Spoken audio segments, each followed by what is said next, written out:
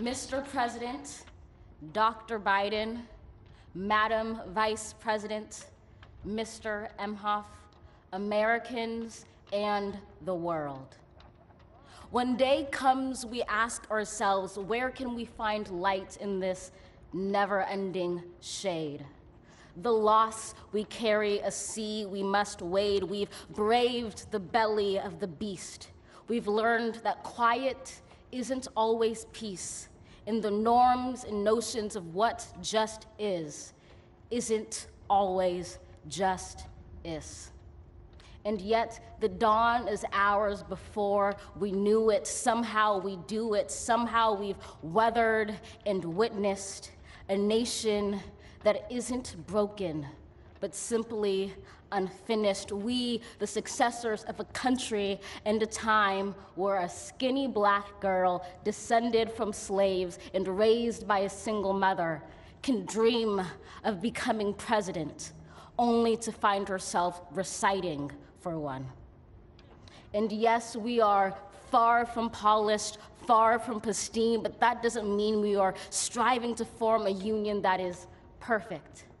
We are striving to forge our union with purpose, to compose a country committed to all cultures, colors, characters, and conditions of man. And so we lift our gazes not to what stands between us, but what stands before us. We close the divide because we know to put our future first, we must first put our differences aside. We lay down our arms so we can reach out our arms to one another. We seek harm to none and harmony for all. Let the globe, if nothing else, say this is true. That even as we grieved, we grew, that even as we hurt, we hoped, that even as we tired, we tried, that we'll forever be tied together, victorious, not because we will never again know defeat, but because we will never again sow division.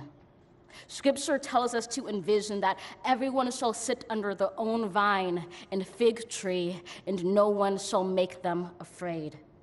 If we're to live up to our own time, then victory won't lie in the blade, but in all the bridges we've made. That is the promised glade, the hill we climb, if only we dare it, because being American is more than a pride we inherit. It's the past we step into and how we repair it. We've seen a force that would shatter our nation rather than share it, would destroy our country if it meant delaying democracy. And this effort very nearly succeeded. But while democracy can be periodically delayed, it can never be permanently defeated.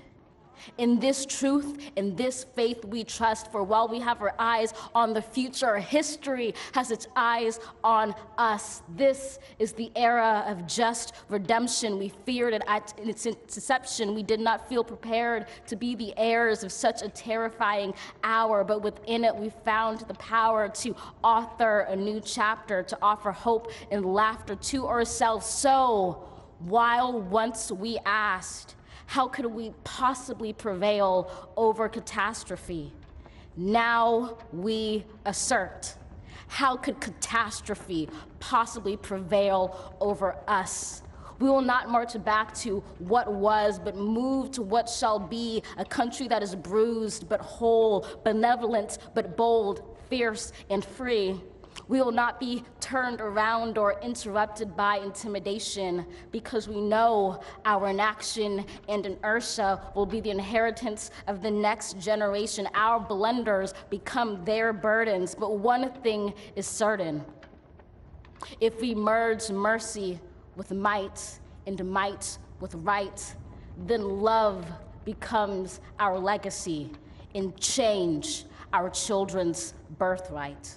So let us leave behind a country better than the one we were left. With every breath from my bronze-pounded chest, we will raise this wounded world into a wondrous one. We will rise from the gold-limbed hills of the West. We will rise from the wind-swept Northeast, where our forefathers first realized revolution. We will rise from the lake-rimmed cities of the Midwestern states. We will rise from the sun-baked South. We will rebuild, reconcile, and recover in every known nook of our nation, in every corner called our country. Our people, diverse and beautiful, will emerge battered and beautiful. When day comes, we step out of the shade of flame and unafraid. The new dawn blooms as we free it.